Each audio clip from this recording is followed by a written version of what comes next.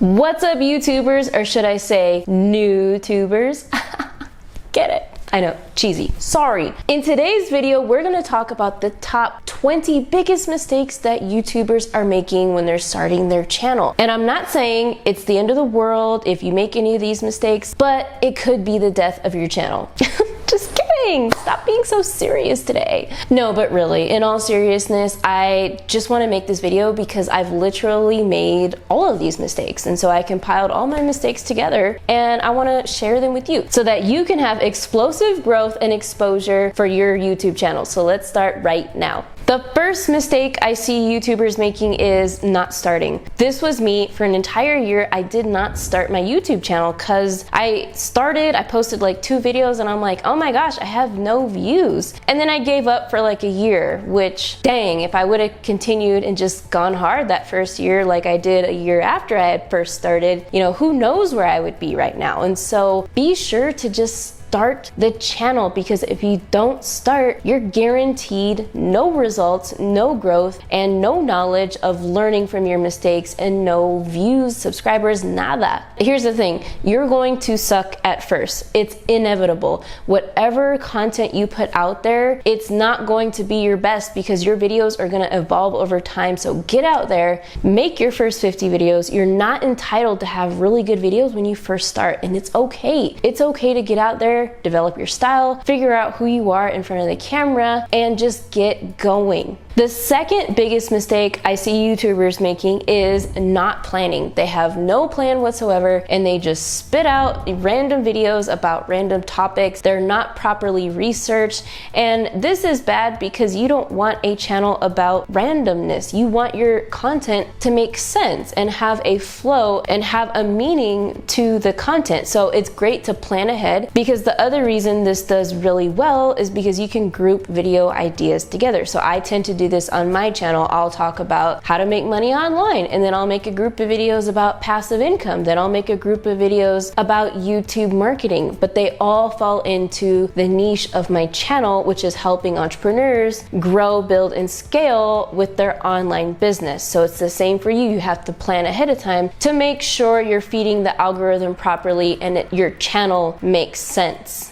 The third mistake YouTubers are making when starting off is expecting virality. So why does this happen? I don't know. People see YouTubers and they see explosive growth. They see millions of subscribers and views, and that just does not happen overnight. It doesn't even happen in a month. It doesn't even happen in 6 months. So you have to not expect to grow like crazy within the first couple months or even the first 6 months of your channel being public on YouTube. It takes time. You have to be consistent with YouTube. That is how it works. And I compare YouTube to a job or a brick and mortar business that you're growing. You have to treat it like a job or a business. Like, because if you start a coffee shop and ignore the coffee shop is going to fail and you're not going to get customers to your shop. It's the same thing with the YouTube algorithm. If you post 5 videos and then leave YouTube for 5 months, that's not going to help you at all, and you're not going to grow. So in the beginning of YouTube, it is extremely hard, and you have to push through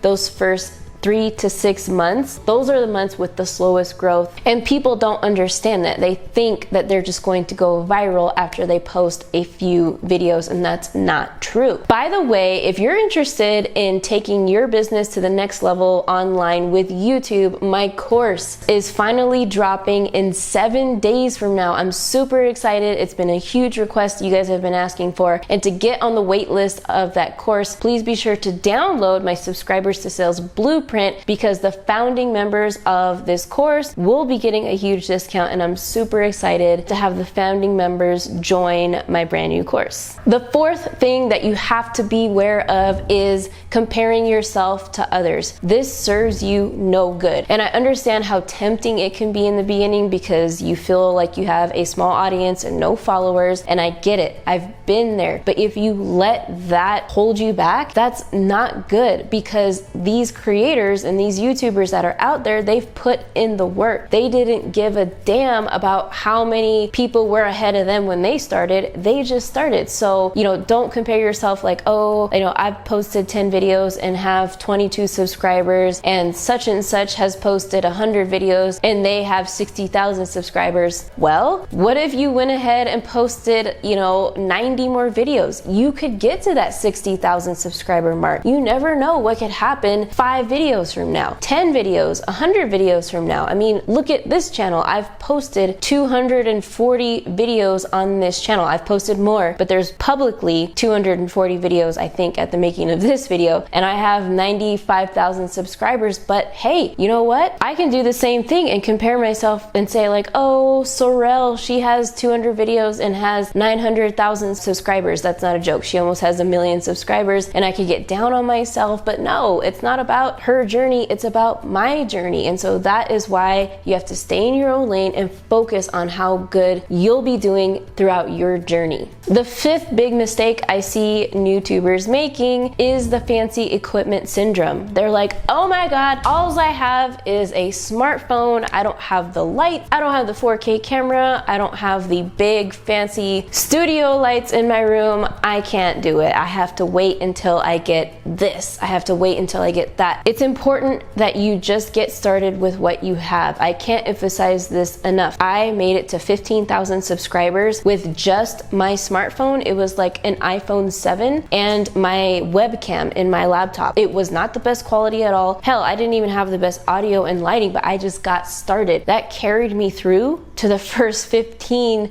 almost 20,000 subscribers. And it was at that point I'm like, oh, okay, cool. I think I'll buy an upgrade to a 4K camera because I can afford it now. And it made sense for me to upgrade, but really it's all about just getting started with what you have and not being, you know, intimidated by not having that fancy equipment. The 6th mistake I see YouTubers making is not taking action. And this kind of goes with the first one I said, but really by you watching this YouTube video or any other YouTube video, that does not count to starting your YouTube channel. So things that you pick up and learn from other YouTube videos does nothing unless you implement it. So please not only watch this video, but like get started tomorrow. Let's do this tomorrow. Get started, film that video, and let's edit it and get it on YouTube. The 7th big mistake I see YouTubers doing is having inconsistent branding. This means that their channel icon would be yellow and their banner would be all kinds of colors of the rainbow. When you have an online business, an online brand, it has to be consistent from the message you're sending out to people, from the colors, from the image types, and you can't just put out a bunch of random designs together in regards to the thumbnail and the banner, because that doesn't look professional. And so if there's not a consistent look throughout your branding, you will not grow as fast, I promise. And this was me in the beginning. My thumbnails were all over the place. I would have small images with tie-dye, with yellow, with lime green, it was so bad. Like I had no clue what I was doing with my branding, and it reflected. But once I kind of put together a branding style kit where I had colors and fonts that I knew I would use consistently, that automatically made an increase in my growth, my subscribers, because when people arrived on my channel, they felt how my brand looked and feel. So please be consistent when you're branding your channel. The 8th mistake I see YouTubers making is not looking into the lens. And it's really awkward because sometimes people are either looking at themselves in the reverse mirror camera thingy, or if you're filming with your phone, like the camera is here, right? The camera is here, but you're looking here, which is awkward and weird because like it's here, but you're looking over here. So you want to make sure you're facing the lens and talking into it. I know it could be weird at first because it's like this little hole you're looking at and you have to like look at it, but it makes the viewer know and feel that you are talking to them. And so if you do, by the way, want a complete step-by-step tutorial guide of how to like actually start a YouTube channel, in this video right here I actually go over just that. It's a step-by-step tutorial on how to start a viral YouTube channel, so I check that video out after this video. The 9th mistake I see YouTubers doing, and I cannot stand this, is to spam comment. Do not spam in other people's comments to generate traffic. Don't say sub for sub, like for like. Oh, I'm subbing to whoever likes and responds to this this comment. Like, that's not the real way to grow. There's a method to comment on other people's channels, and it's to do it the right way. Make meaningful comments, interact with people, answer people's questions, and don't just say, oh, here's the link to my YouTube channel. If you sub, I'll sub back. Like, that's spammy, and that does not make your brand look good at all. The 10th mistake I see new tubers doing with their channels is they have bad video titles. Now, what do I mean by this? So YouTube obviously is a search engine, and you need to treat it like one. So you can't have titles that are vague and titles that have your channel name or your name in the first part of the title. You have to have titles that are searchable with keyword research, because that's the whole point of YouTube, is it's a search engine. So when people type in and search something, the point is you want them to arrive on your channel, and they can't do that if the title of your video is my birthday vlog or my family's vacation to Europe or something like that. You have to have a title that is well researched with keywords and SEO so that it is searchable on YouTube, and it's just not floating around in the abyss of YouTube and never being discovered. Coming in at number 11 is being inconsistent. So I see this all the time, almost daily. People tell me like, oh, well, YouTube's not even worth it because I'm not getting any views. I'm like, well, you've posted 5 videos in the past 6 months. They're like, yeah, you're right. So the point is, I recommend a posting frequency of minimum once per week. So if you can post 4 times a month, that's really good. And if that's too much, well, you make like motion pictures or mini films and you need more time, that definitely makes sense. And you could post once every 2 weeks or something like that, because I know a really awesome and talented creator who makes a video once a month, because his videos are cinematic. They take so much time to do, and so that completely makes sense. But definitely show up and be consistent, whatever posting frequency that you decide on. Coming in at number 12 for the biggest mistakes are bad intros. You don't want to have a bad intro. The first 10 to 15 seconds of your introduction are the make or break of your video, because if you ramble, if you talk about a story that makes no sense, if you're just showing unnecessary things that don't relate to your video and are not entertaining or valuable, cut it out and just get to the point. You want to arrive at the first point, the first tip or step or whatever you're talking about in your video right away, under 1 minute. If you're rambling on in your introduction, that's the least thing that the viewer wants to see in your video. So don't ramble. Plan what you're going to say in the video, make it entertaining, exciting. How are you going to hook your viewers to keep watching your video? Coming in at number 13 is to have a solid YouTube studio. If you're a vlogger or if you're someone who does content outside, that's a little bit of a different story. But if you're like me and a creator who does more education and tutorials type videos inside, then make sure your background looks good. And what I mean by YouTube studio, obviously I don't have like just a studio, it's just my living room, right? But it looks clean. There's no like paper plates, there's no trash, there's no pizza boxes, there's nothing distracting in the background. And also, controversial things are not the best thing to have, like sports, politics, just things that could make somebody be like, oh, I don't like him because he has a blah of president blah. And it's just, if you can take it out from the background, just exclude it, trust me. Coming in at number 14 is audio. This is super important, because even if the quality of the image is bad, people need to be able to hear you. The reason why I was able to grow in the beginning with my iPhone and my pixelated webcam on my computer is because my information was good and people could hear me clearly. So as you can see, I'm actually using a microphone in this video, which is called a lavalier mic, and it's very common with, you know, YouTubers and people that are producing video content, because you can put it under your shirt, under your hair, wherever you want, and there's a long cord, so the cord is actually hooked up to the camera right now. And this is a very inexpensive microphone. I think it's less than 20 bucks if you look on Amazon and just Google lavalier mic. Audio makes a huge difference to the people that are watching your video. If you're outside and it's windy and people can't hear you, or if you're very distant from the camera and it's hard to hear, like, people will not watch your video, period, if they can't hear it.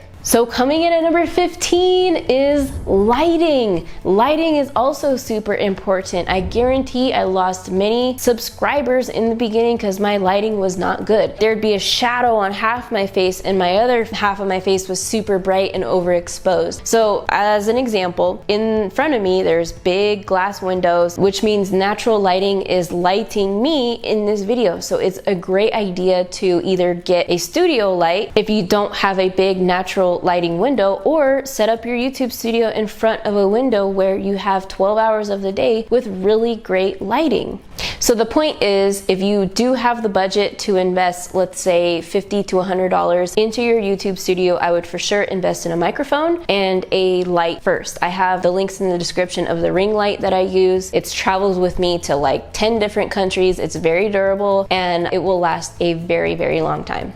Coming in at number 16 is head position. I see this mistake with YouTubers all the time. They have all this space up here with their head position, and their head is like way at the bottom of the screen. That's no good. You have to be able to show as much of you in the frame and not all this space around you, because that does nothing and doesn't serve a purpose to your video. So go ahead and make sure the video is lower. You could see your head, your neck, and the more of your torso you show, the better, because that way you can put different effects if you want to, like titles and stuff, and it's just a more professional look if your head is more at the top of the frame and your torso is more included in the picture of your YouTube video. Coming in at number 17 of the top biggest mistakes I see with YouTubers is not doing keyword research. So I had mentioned this before with bad titles, but it is extremely important to use an algorithm tool called TubeBuddy. There's different ones out there, but the number one recommended tool I use is called TubeBuddy. And if you were to get TubeBuddy for your keyword research, I have a discount code where you would receive 20% off at checkout. You can check the link out in the description. But what TubeBuddy does is it helps you select really good titles that are going to help you rank on the first page of YouTube. So it helps you create titles that are keyword rich, that people are looking for, and it has a rating of good, fair, poor, excellent. So you know if you're selecting a good title for your videos. The 18th mistake that YouTubers make is to not engage with their audience. So it's all about the viewing experience of your viewers who are watching your video. After all, your viewers are the people who help you make money on YouTube. And so you need to interact, give them calls to action, ask them questions. Like, for example, if you say, hey, subscribe to the channel, hit the notification bell, please. Can you hit the like button? Subscribe to the channel right now. But make sure you're interacting so that they know that your channel is the place to go. And there's other things you can do, like create polls and create different posts in the community tab to ask your audience what would they like to see up next, or what is their favorite blah, or asking them really any type of questions relating to your channel. The 19th mistake that I see YouTubers making, and this one is huge, it should be number one, is not using thumbnails. People just upload a video, press publish, and there's no thumbnail image to go along with the video. This is detrimental to your YouTube channel because the thumbnail is the first thing people see right before they decide if, am I gonna click on this video or no? So it helps with the click-through rate, or the percentage of people that are clicking on the video. So you wanna make sure you have a good thumbnail. And to make your own thumbnails for free, canva.com has really great thumbnail templates, and you can create them very easily, download them for free, and upload them to your YouTube video. Coming in at number 20 is to be yourself. Don't fake it and try to be somebody else. I know how it is when you have YouTube creators and followers that you've been following for a long time on YouTube, and you see their personality, you see how funny they are, you see their style. Don't try to be them and imitate that. Just be yourself. I was super vulnerable and just told people the truth. Like, hey, if I made a mistake, then that's who I am. I would admit when I was wrong, and I would just be myself in front of the camera. And that's why people joined me and subscribed to my channel, because I was authentic. I was who I was. I wasn't trying to pretend to be anyone else. Like, I think I'm kind of goofy, but I wasn't trying to act extra goofy just to get subscribers. I would embrace my personality and who I was on camera. And I believe that you should do the exact same thing, or else it will come out kind of awkward and it will show in your videos. All All right, y'all, if you loved this video, I'm positive you are going to love this video that is coming up next, and it is about how to start a channel that will go viral in 2020, and that video starts right now, so we'll see you on that video. You may be thinking like, wow, Marissa, if you were making 6 figures in the beginning of 2020, you must be a millionaire by now, right? Well, as a matter of fact, I sure am not. And this is actually what my numbers look like right now. I've started from scratch 3 times. I'm gonna be describing exactly what I'm doing starting from 0 and the exact steps I'm taking to make this YouTube channel go viral.